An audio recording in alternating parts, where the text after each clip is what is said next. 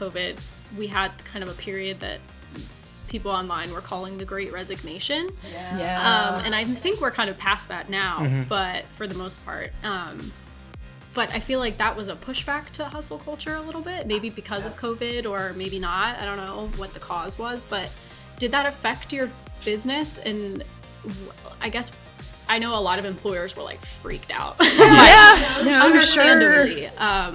But now, since we're kind of past that, like the job market's not so much in the favor of employees anymore. Like just I guess what did you take from that and how do you go forward from it?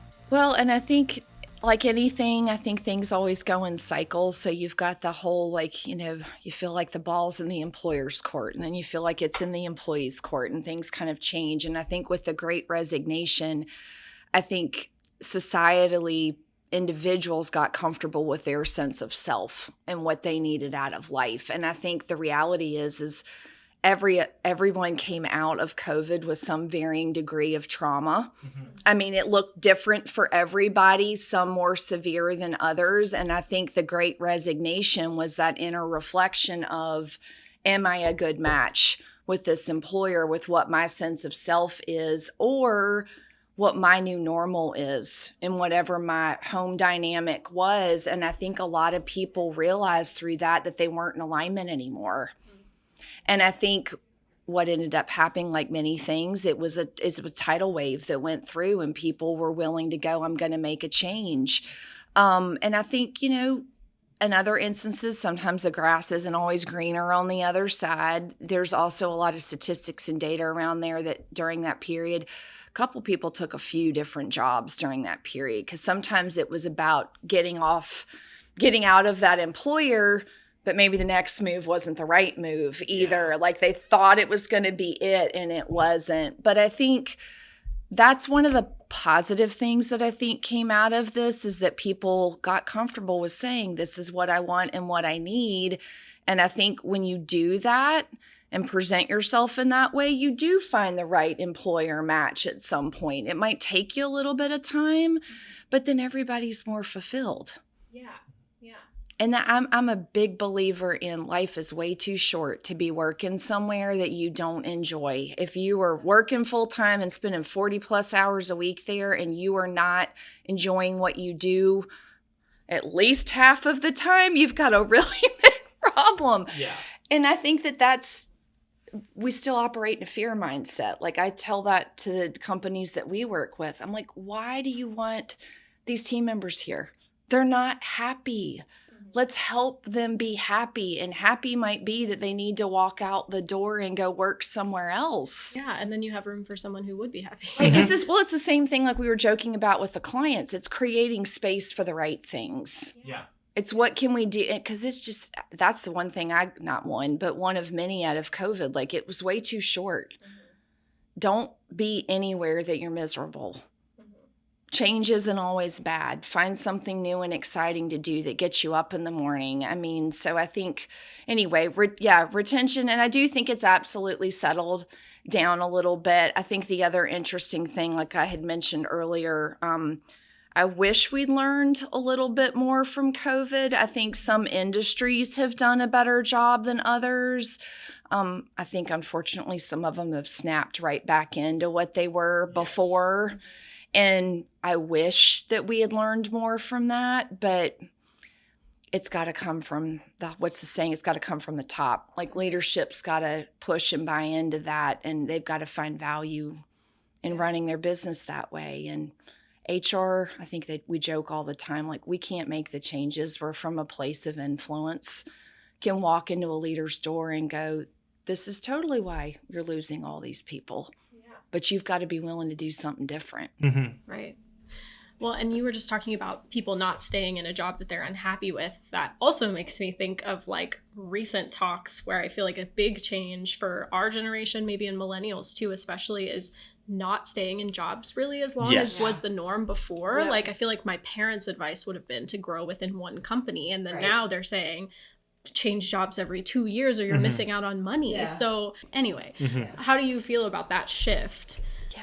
I think as human beings in general, a lot of us like to learn and to be challenged. So I think the one thing it's doing is it's pushing businesses to think about what growth looks like within an organization. So growth trajectory is very different within a small business than it is within a larger business. So like I think of, I've got a friend that works at Fidelity, and she's probably worked in 10 different departments over her 20-year tenure. So to your point, like, who does that anymore? I think part of that is when the opportunities are there, that upward mobility is there. I think one of the exciting things is we've also got a very entrepreneurial culture, even in our area. And sometimes growth isn't as available as it used to be. And I think understanding and looking at that, like sometimes there isn't anything else to learn that's of interest to the employees. We've actually got one client that they have a position within their company that they know it's got an 18-month to 2-year runway. The likelihood based on their size that they're going to have something else available to them at the end of that 2-year period is not very high. So what they do when they get there about 18 months is they talk to them. What do you want to do next? And they'll go, well, I'd really like to do this. And then what do? They go out into their community and they help that person find their next job at another company. Wow. I wish more of us would do that because they make it more about the employee than they do about their business. And then success story, one of their employees they did that with came back and now they're one of their VPs of their biggest departments. Wow. Because they handled that the right way. Like that's the kind of stuff and employees remember that. They do. They remember how they're treated. And I think, if you go to them and say, I want to learn, I want to do, I think companies being honest, like, we hear you, but we don't have a track for you for that here. And that stinks and that's unfortunate. But what can we do to support you as a person? Mm-hmm. And there's just such a balance between business first and people first. Like you've got to do both. But I love that idea that I just shared because when they know that the employee isn't going to stay, they go and start recruiting for the next member of the team that's going to be there for 2 years. They have no gap in employment. Mm-hmm. All the knowledge transfer happens. The clients that they work with don't miss a beat. I mean, think about other businesses. Somebody quits and they're not in a job for 3 months. Like that significantly impacts your business. Yeah. So, I mean, it's a genius. Like it was a wonderful, wonderful thing that they do. So I think to answer your question, like, I think if there is a reason why people are doing what they're doing, we've got to be open to that conversation. Yeah. I think even in our industry as HR professionals, we're having to learn to get over the habit of looking at a CV or a resume and going, somebody's switching jobs every 2 years. Yeah. There's 1,000,001 reasons why people do that. Engage in a conversation and ask the question. Mm-hmm. Yeah, because I mean, they label them as job hoppers, and that's automatically seen as a negative, even though it might be more that they are just out for what they want, and that can be seen as a positive too. That's a really good point. Well, or what if they're part of a very entrepreneurial culture that it's mergers and acquisitions are happening left and right, and they've got no control over whether they keep their job or don't keep their job. I mean, there's so many. Don't get me started. I have a love-hate relationship with HR systems because, I mean, it's just, you throw a resume in and you don't know all the backstory. Yeah. So I think I don't know that we're going to get there yet. I think the fact that we're pausing and saying, should we ask the question, is at least a step in the right direction. But I think at the end of the day, I'm a huge proponent of what's right for the person is what we should support. Mm-hmm. And I think you just got to operate from that mindset. And the other thing is I say this all day long too, like our value as consultants is that we're in a lot of different companies and see a lot of different things. Why can't employees that have only had 2-year stints over the last 10 years be seen any different? Yeah. They've got 5 different perspectives from all these places that they've worked, which could be a massive value add to your business. So quit looking at it as a negative, look at it as a positive. They've got a different perspective they're bringing to the table that can make your business even better. Yeah. Well, and it seems like you're also making the point that it's important for businesses to know their positions well enough to understand the longevity or lack thereof of the position for a person. Yeah. So you kind of have to be like real with yourself as a business to know that. Well, and I think that, what we're going to hinder people that want growth. So to your point, growth can be a lot of different things. It can be a higher paycheck. It can be a different position. It could be, they find out that what they've done the first 5 years of their career, they can't stand and they want to do something else. I mean, there's huge amount of statistics out there. Like only 40% of people keep jobs that they went to school for if they get a secondary education. We are now very much at this point as a society that most people have 3 very different careers by the time they retire. I mean, so you can't do all those things without change. Right. So gone are the days that you stay in one place for 20 some years. I mean, it just doesn't it's less frequent now.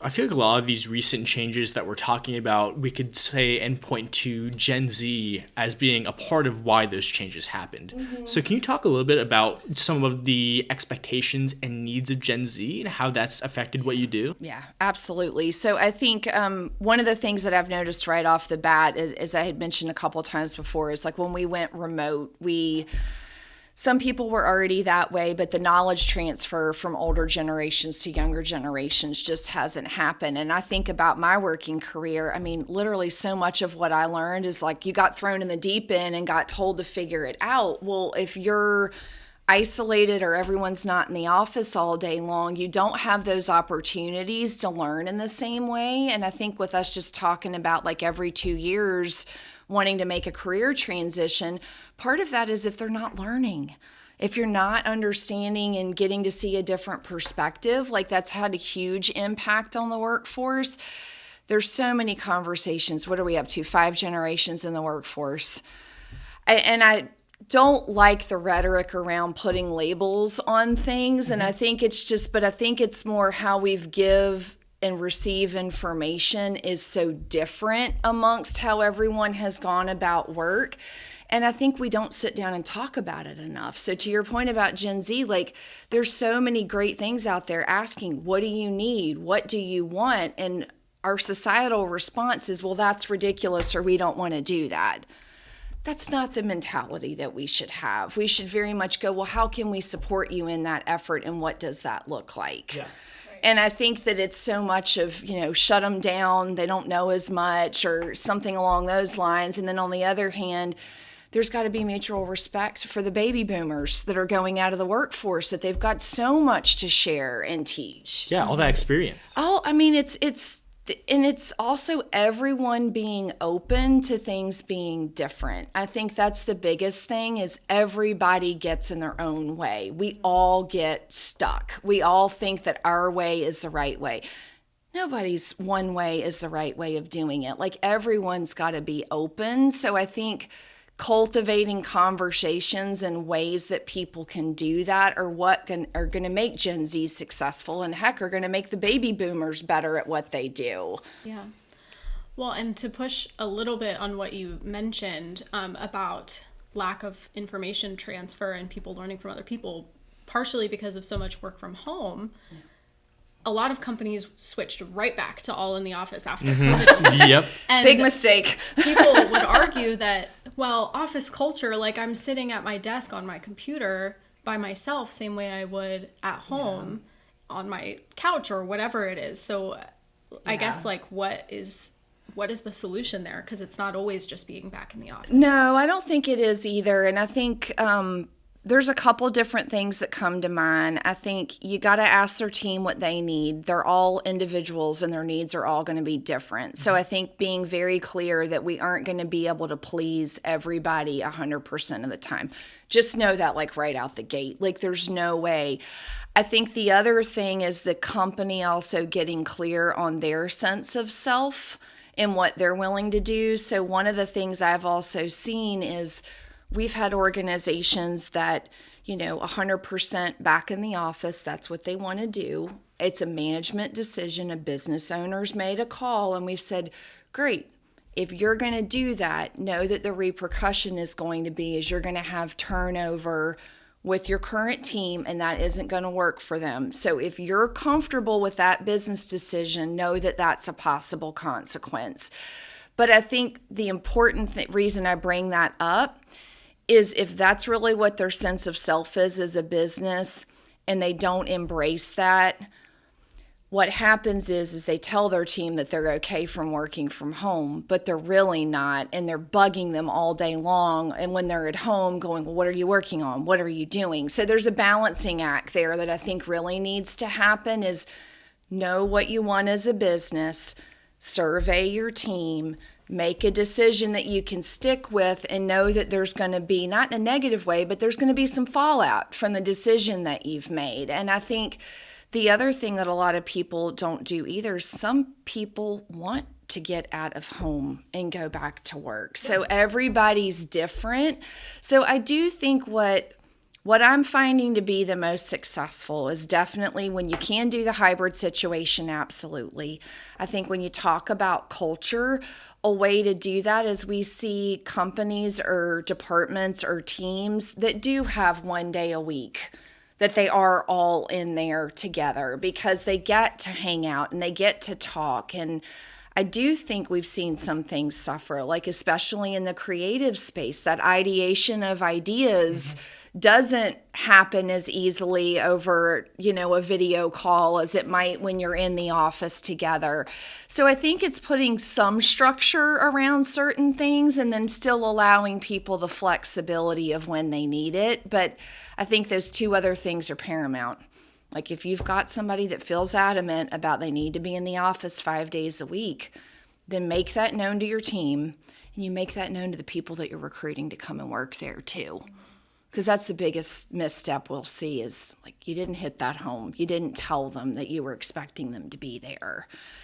And just know that that's the decision that you've made and rally around that and know that there will be some positive things and there will be some consequences too. Yeah. But trying to be everything to everyone, that's where we're getting stuck right now. That doesn't work. Because you're saying one thing and you're doing something else and everybody doesn't know what to do. Yeah, yeah. Well, and it seems like if you are going to make people be in the office again, or maybe you never stopped, except for when you had to. Right. Like focusing on the environment in the office. Yeah. Maybe more than you are. Right. Would probably make a difference. No, it absolutely. And I went to a seminar a couple of weeks ago that was with one of the HR groups that I'm in, and they had somebody that really comes in and helps businesses look at the space based on, so many people right now are revamping their office spaces because we went from closed offices like 20 years ago, everybody had their own door, to everything was an open cubicle environment, which had its pluses and minuses with it as well, to now we're on the other side of we've got to create space for all those things. So let's do intimate conference rooms that are for people. We need large ones for bigger groups. We need places where people can sit and lounge and work. And then you need open spaces where people can talk. So I think a lot of companies are spending intentional dollars to figure out what do they want as a business and what does their staff need? And they're recreating those spaces around that.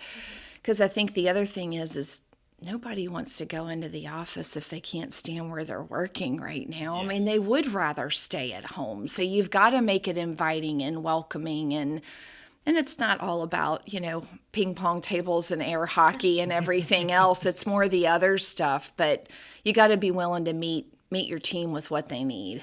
Yeah, we had one guest a while back on the podcast who talked about how having greenery, plants in and around your office can help tremendously with employee well-being. But that sounds like it's just like a small piece of the puzzle in terms of the physical space and how you can help people. Yeah, for sure. It is. I mean, you need all those other things. I mean, that's why so many people, it's, prime real estate when you've got easy places to go and walk and get food or coffee or whatever you need. Or if you don't, you've got snacks and other things accessible. You want it to feel welcoming, and that, can look really different. So yeah, you want comfy furniture. You don't want the couch that you don't want to sit in, or the blank wall that's got absolutely no color and you feel like you're in a hospital. I mean, that's not fun. So I think but that's a great way to create a sense of self too, as a brand. Yeah. Like, who are we and what do we do? And that's a fun and exciting thing. I mean, people come in and see your office space and go, yeah, no, I want to come to work. This is awesome. Yeah, it's definitely there's more dollars that are being spent towards that. It's just smaller real estate space these days because there is a lot of hybrid work environments. Definitely. I think a lot of companies, when they talk about improving employee well-being, their mind immediately goes to team building exercises. Yeah. Is that the right way to look at it? And if you are going to do team building, what's maybe the best approach to that? Yeah, no, I think it's defining what you mean by that and what your staff means by that. So one of the other things too, when you think about employee well-being, is you hear a lot of the employers that offer health benefits. They've got what's called EAPs, so the employee assistance programs. So a lot of what that looks like is it could be meditation apps. It could be access to counseling services. It can be team building and those things. But I think it's really defining what your team needs and looking at that and then building a culture and a structure around it. I think a lot of people too, like they force the team building thing. Yeah. Like, okay, let's go throw axes at whatever and, drink beers on Thursday afternoon. And you've got some of the staff that's like, absolutely not. And I'm not saying don't do those things, but you need to look at it differently. So we've got some people that, they do potlucks and everyone from a different culture brings something in. Participate if you want to. If you don't, it isn't going to hurt anybody. If you've got people that want to go out on Thursday night and hang out and do it, great. We've got some people that do online board game things because they've got a more introverted staff and they love doing things in groups of 2 or 3. The last thing they want to do is be in a room with 15 other people. So I think it's just access to different options is really important, and then making sure that it's easy enough that you can keep it up. And I love the idea of, like, it doesn't always need to be HR either. Like, employees can absolutely jump on that and go, hey, we want to start a whatever group. Go for it. Like, absolutely. If that's a common interest. I mean, if you work in publishing and people want to have a book club, do it. I mean, I think it's just embracing people's interests is a great thing, but I think forcing it is the last thing we need to do. It's like forcing people to come back into the office when you told them they could stay at home. Mm-hmm. What do we do? Anytime you're told to do something, what do? We run the other way and say, I don't want to do it. Yeah.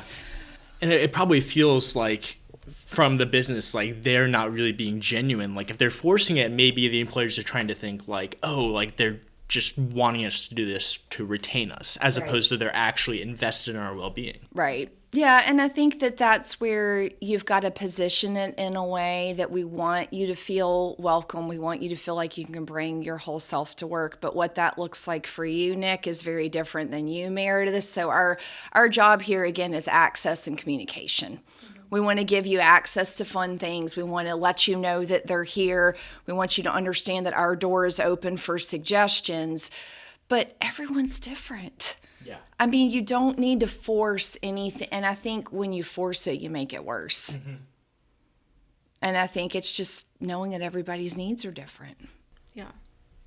Which is where a firm like you comes in. Yeah, well, and I think it's just being open to all those things. And I think knowing, too, that you're not going to get it all right the first time. Yeah. Like, we say that with the companies that we partner with all the time. Like, this is a good first attempt at trying to do this right. And we are going to get feedback, and we're going to misstep. And there's things that we need to change or we need to update, or what's working in 2024 is not going to work in 2026. And I think it's just being open to things always changing and knowing that you need to do something different, or you need to ask a question. What do we need to change? Just because it worked last year doesn't mean it's going to work this year. Yep.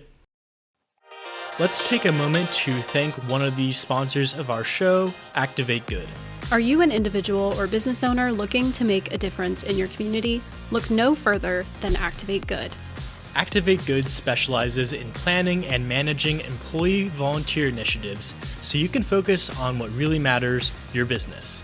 With over 100 Triangle area businesses under their belt, they're experts in team-building volunteer projects both on and off-site. Activate Good can even develop a customized annual calendar of service projects and offer a technology platform to manage and track volunteer signups. So why not join the ranks of businesses making a real impact? Learn more about Activate Good at activategood.org. That's activategood.org. Wow. That was a lot, and I think we covered everything we could. Yeah. Okay. Unless there's anything you want to talk about that Yeah, we haven't I kind asked of want to get you to brag for a second because I'm going to ask you.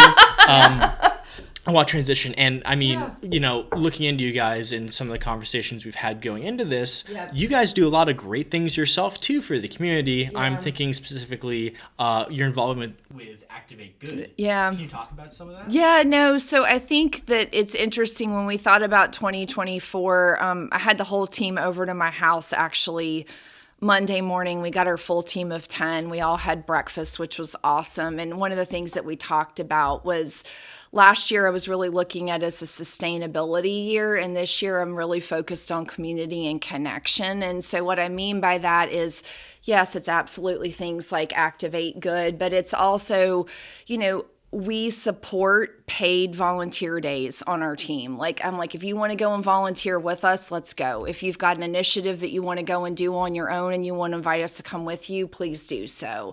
So I think, again, it's back to everybody's got a life outside of work and things that they're passionate about. The other thing that we try to do too is with our clients. If they have got employee events, barbecues, volunteer opportunities, we want to come and be a part of that, because honestly, everyone is better through those connections and being able to impact the community. I mean, we do a lot with nonprofits, some of it paid, some of it unpaid. I mean, I literally want everybody to be better the next day than they were the day before. So I think however we can do that, I give my time, I volunteer, I speak for free. I'm in a position where we've got an amazing team that does wonderful work. If I can give somebody free HR advice, I do that too. So I think it's just being involved and open and listening to what's needed. We really try to do that. That's awesome. Yeah. And where can people learn more about you guys? Yeah, a couple of exciting things. So edgebrooklane.com is our website. The other really exciting thing this week is we've just released Brooke Lane, who is our newest HR sleuth. So stay tuned on all the social media channels. So much of what we do is we joke about being detective work. We come into an organization, so she's this great 1940s film noir style thing that's all over social media that we're having a lot of fun with, to be able to go in and tell businesses, look, we're not going to share your secrets, but we sure as heck are going to share your success. Because we want to be a part of that, whatever that looks like, whether it's, we're in there 6 months or we're in there 6 years. Those are the kind of fun things. So those two ways, we really try to actively engage in that way. So fun social media, our website's great. Teams everywhere.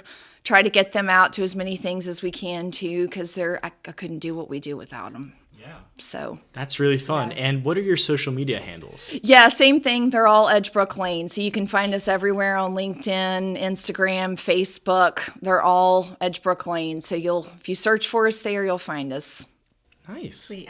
Well, Erin, it's been a blast. We learned a ton. I think this is such a great conversation because, especially to our listeners, there's so many great nuggets here, so many great actionable things for, I guess, any kind of business organization. Yeah. I appreciate your time. Yeah, we really appreciate having you. Yeah, thank you.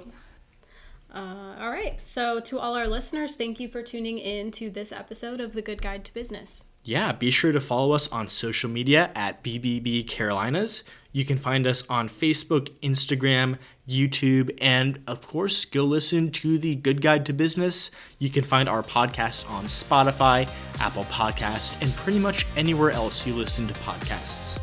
We release episodes twice a month on Wednesdays.